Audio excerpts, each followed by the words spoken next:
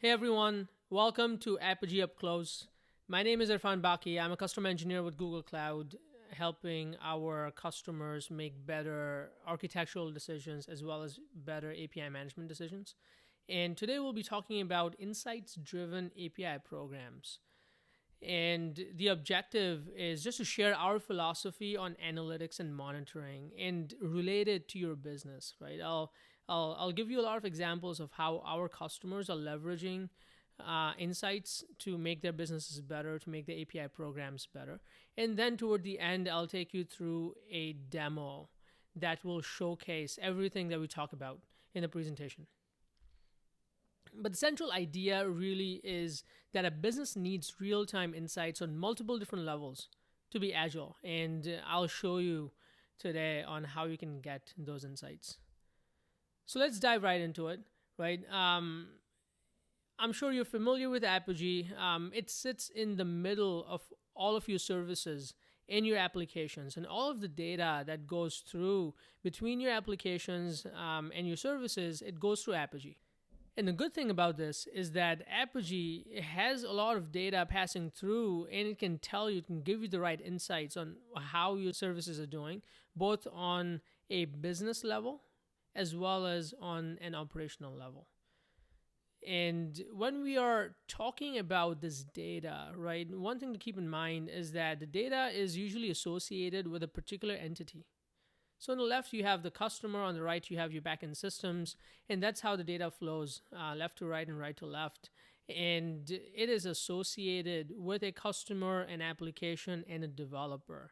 And it accesses particular APIs, which are part of different products of yours. And in turn, those APIs in Apigee, then they interact with specific backend systems. Right? So all of these insights are very specific to the particular entity. Thus, they can give you a good glean on how your business and your API program is doing. So now let me tell you about our philosophy behind insights. We look at insights in a lot of different levels. And the first level is just your core business, right? Everything starts at your core business KPIs. What is your business strategy?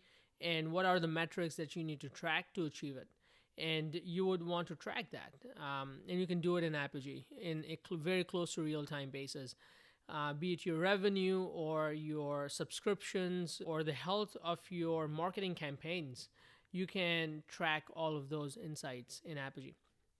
The second one is the insights about your API program, right? How is your API program doing? How many developers are signing up in a particular week? The different applications the developers are making? How are they consuming your APIs? What are the experiences that the end users are getting? So all of those insights you can get from a good API management platform like Apigee. The next one is at a product level. Right, so within your API program, you would be exposing a lot of different APIs bundled together as a product that represent a cohesive functionality. And you want to see how those products are being consumed by your customers. And you want to see how one product relates to the other and figure out how you can make them better, invest the right resources to make them better. And lastly, the operational level analytics for your operations teams. And these have to be real time. So if there's something wrong in your APIs on Apigee or even in your backend systems, you want to get alerted in real time with the right amount of information that will help you solve that particular error. And you'd be able to get that with Apigee. So now let me talk about some of our customers that are using Apigee Analytics on all of these different levels. So one of the customers I want to talk about is T-Mobile. T-Mobile is one of the largest telecommunications providers in the United States. And they are reinventing themselves as a technology company. They are modernizing the entire stack, and they're using Apigee as the API layer on top of everything to manage the APIs and govern them and all of that. So one of their key business metrics that they track are subscriptions, right? And they're able to get business insights into how the API program is supporting that key business strategy and how many subscriptions they're driving. So thinking about T-Mobile, it has a good online presence. It also has a very good brick and mortar concrete offline presence, right? It has thousands of stores across the US, but at the same time, they're also selling through big box retailers. And they would want to find out what kinds of demographics resonate better in one channel versus the other, right? The people who would buy T-Mobile subscriptions in the retailer Target may be of a different demographic than folks that buy the subscriptions at Best Buy or Walmart, right? And you want to make sure that you are appealing to them, you're providing the right kind of product to each one of them, and that's possible by gaining the right insights from that demographic. The other customer I want to talk about is Domino's Pizza. Now, you would think that Domino's is in the pizza delivery business, but actually they are in a B2B business, servicing their franchise owners. And these franchisees, they have their own IT systems usually, and then Domino's needs a way to integrate into their delivery systems and their payment systems and all of that, and they're able to do that with Apigee. But at the same time, to stay competitive and lure the franchise owners in staying with Domino's and opening up even more franchises, they need to provide them with relevant insights on how they can make their programs better. And with a platform like Apigee, as all of the data is flowing through, they would be able to give them insights on what does the best delivery experience look like, right? Who are the target demographics? What are they interested in across different geographies? And what are the success factors and success criterias that the franchise owners can implement to make their businesses better? The other customer I want to talk to you about is Walgreens. And Walgreens is really a classic example of a customer that has developed a robust developer ecosystem. Walgreens, if you're aware, it is one of the largest pharmacy chains in the United States. And back in 2008, they started to experience a drop in their photo business because folks weren't using film rolls anymore and they were using their smartphones instead to take pictures. And then it was really important for them to understand the end user behaviors and figure out how to get those users back. Well, they found out that they were taking pictures with their smartphones, but they still wanted to get those pictures printed. So they created some native applications, mobile as well as desktop, to get to basically enable them to get those photos printed at a nearby Walgreens. And that restored some of their business, but they said, hey, I think there is some more potential here. And they started to get insights into what kinds of pictures were these customers printing. And they found out that a lot of this traffic was coming from other photo services that would enhance the customer's photos. For example, at Halloween time, you would upload a picture to one of these services and decorate it with pumpkins or something, right? So they were experiencing a lot of traffic from such services. They said, all right, how about I expose my API, my photo prints API, to these different applications and services and incentivize them to route the traffic to get the photos printed at a nearby Walgreens store.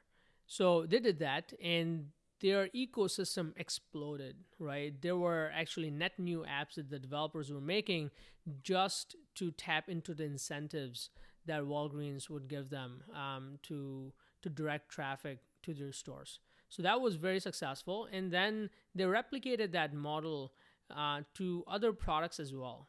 So now they have a plethora of products ranging from prescription refills and rewards programs and home delivery services that are basically just APIs that they're exposing, and they're being integrated in their developers' applications, and thereby giving more business and traffic to Walgreens. And they were able to do so by really understanding their end customers and their shopping patterns, as well as understanding developers what they need and incentivizing them to partner with them and send them the right traffic. The next thing I want to talk about is operational insights and monitoring. And this is actually used by a lot of our customers in a lot of different verticals. So I won't give you a particular customer's example, but let me tell you about the motivation actually of why we created the monitoring module in Apigee. So some of the largest retailers in the US and across the globe actually are Apigee's customers.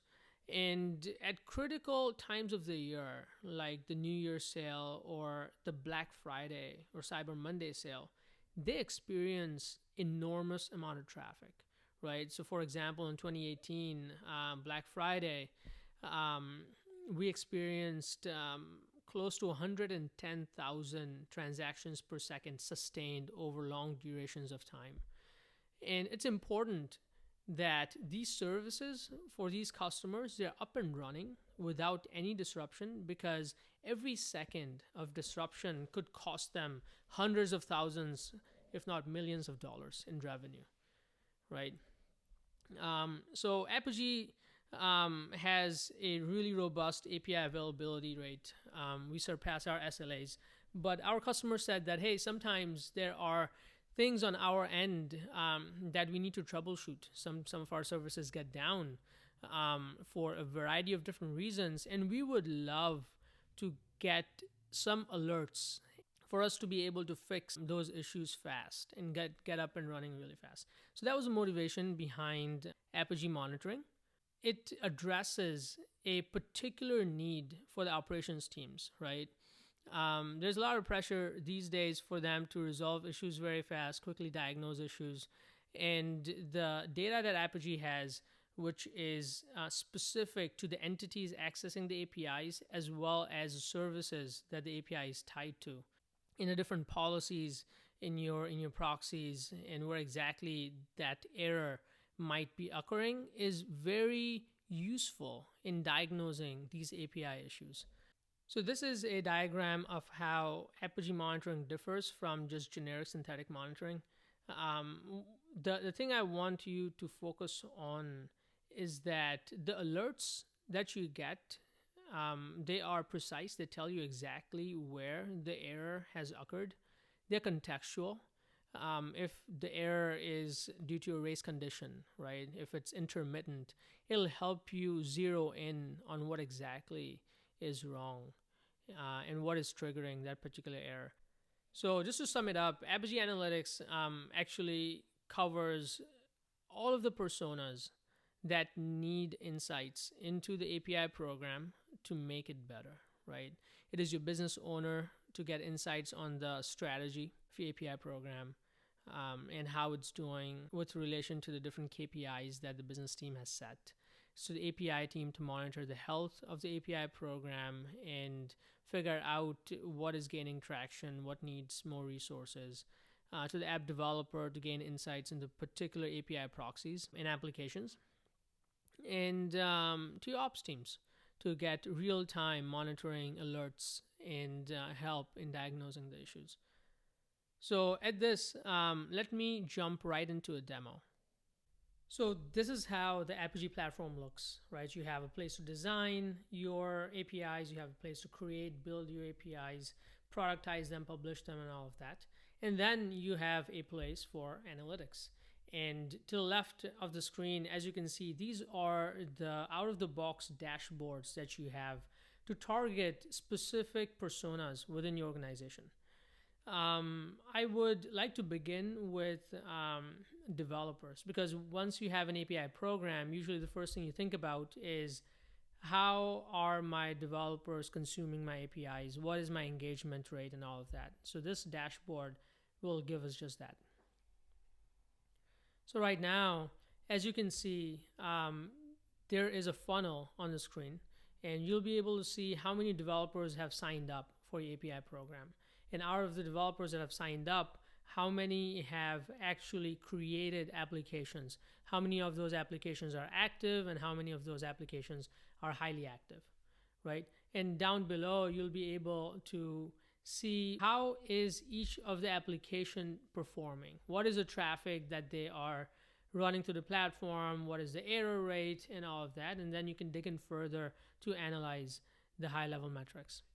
The next thing that you would be interested in, just at a high level, is the traffic composition, right? Just tell me what are the top 10 proxies that are receiving the most traffic. Tell me what are the top applications that are consuming my services. What are the top 10 products that are being accessed, being consumed, and who are the developers that are the most active on my platform, right? So that is more a high level overview of the health of your API program. If you're looking at the end users, if you're a product manager, you would want to gauge where are my end users located, right?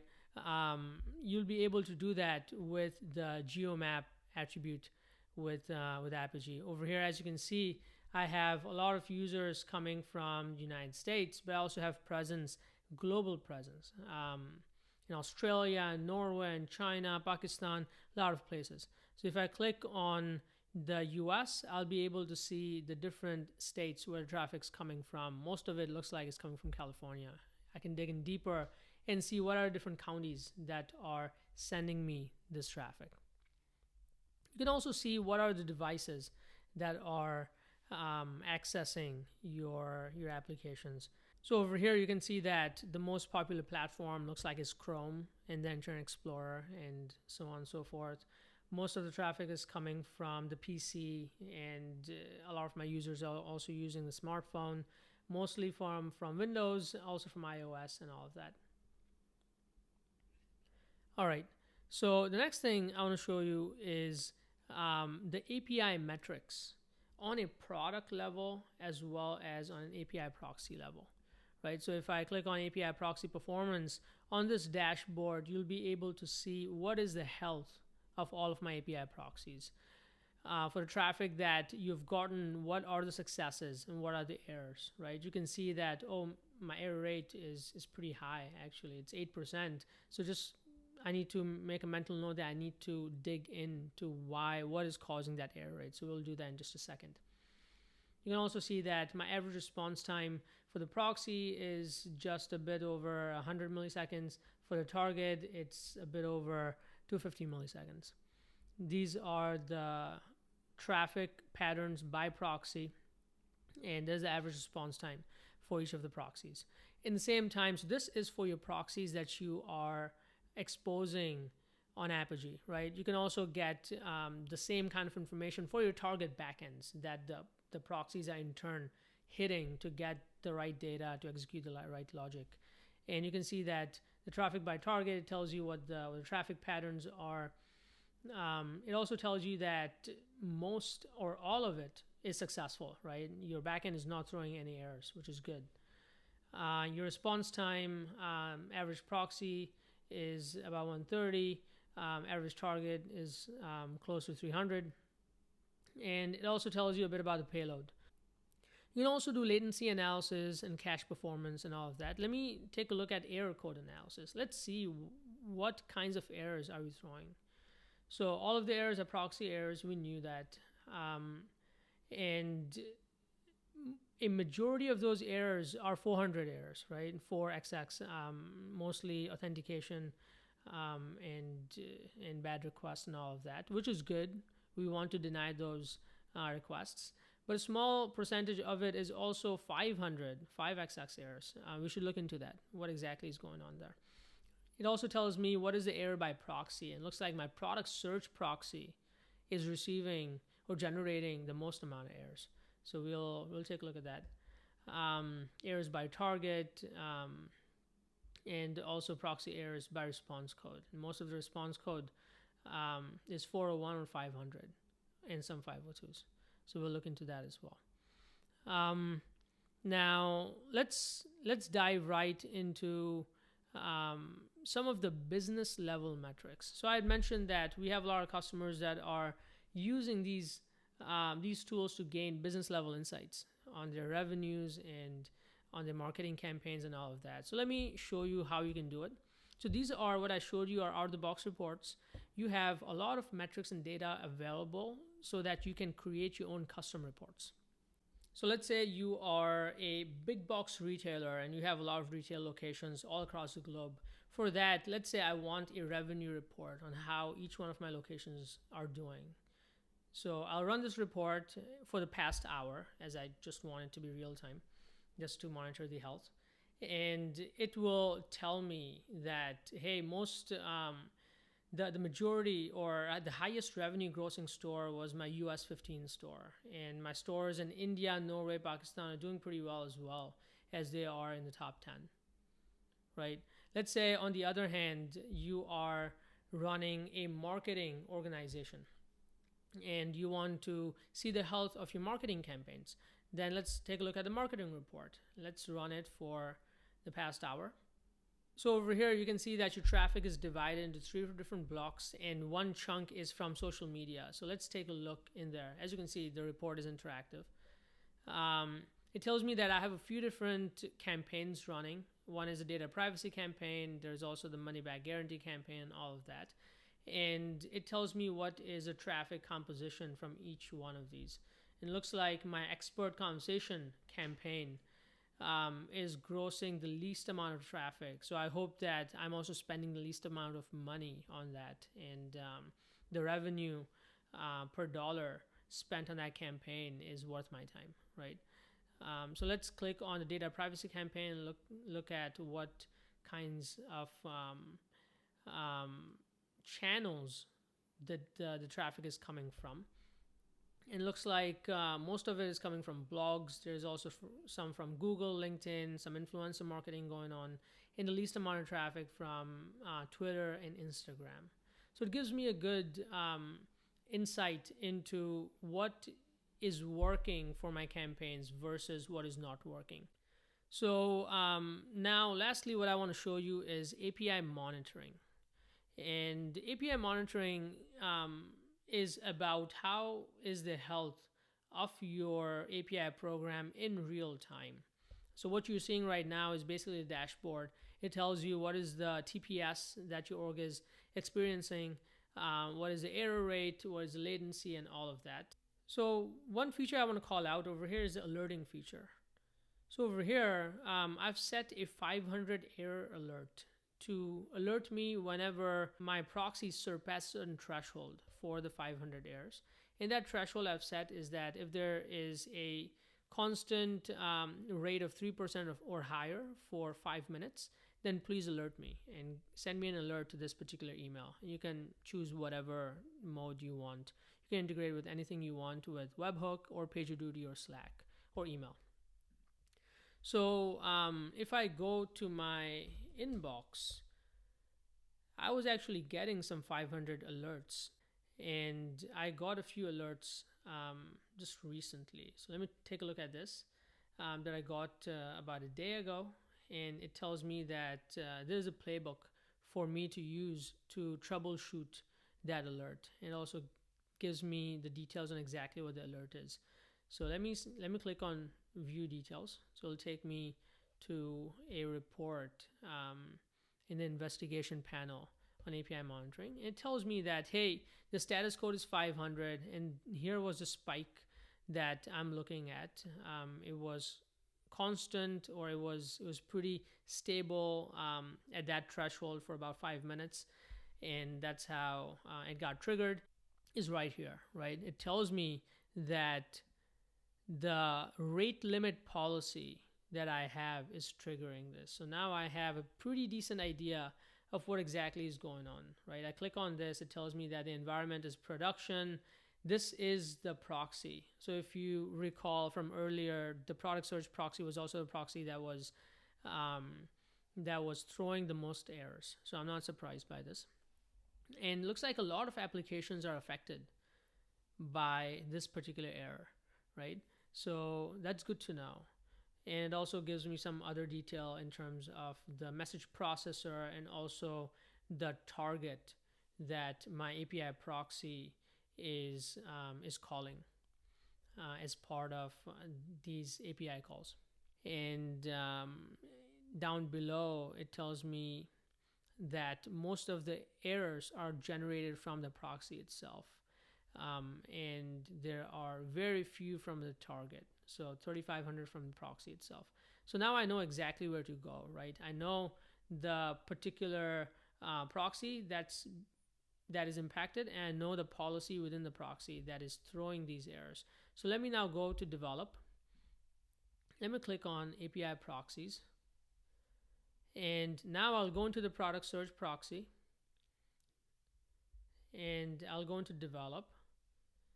And this is the policy, the SpikeRS policy that is throwing those errors. And it looks like I'm saying that, hey, if I receive more than 3 requests per second, then please throw errors. Like don't let them pass through, because I think that is higher than I expect. I think 3 requests per second, let's say I do some analysis, I look at the capacity of backend systems and feel like, I could probably increase it to 7 requests per second and save it. And now it's deployed. And basically that's it. Now I should expect those error rates to go down because my SpikeRS policy will get triggered less often. So this is basically what the Apigee Analytics and Monitoring looks like. So that's it for today. Thank you for joining. You can find more webinars coming out every week, so please tune in for that. And you can also find recordings of our past webinars on our YouTube channel. Thanks again for joining. Take care. Bye.